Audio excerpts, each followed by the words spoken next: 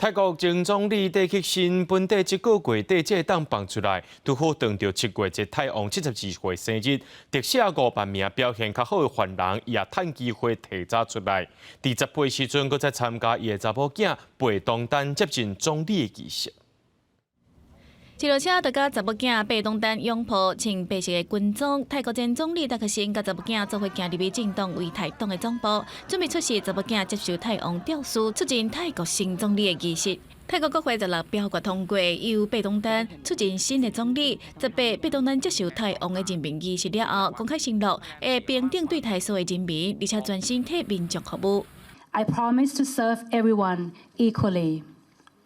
and wholeheartedly. Every age, every gender, every diversity.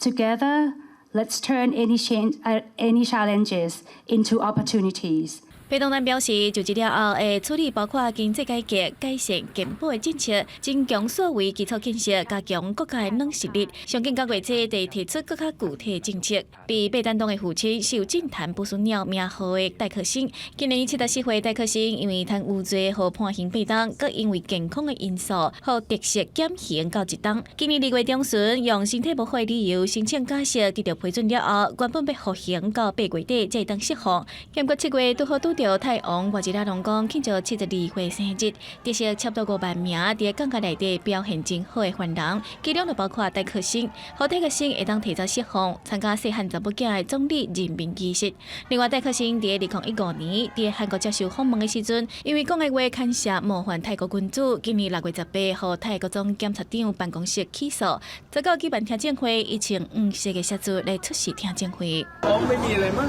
เพราะว่าเป็นเรื่องของธรรมดาคนไม่รู้เลยเป็นคดีที่เกิดช่วงหลังการปฏิวัติใหม่ๆก็คงเป็นการใช้กฎหมายกระชับอำนาจ。虽然戴克辛认为是政治因素受到起诉，不过若是罪名成立，有关有可能互判上悬15档的有期徒刑。国际新闻台是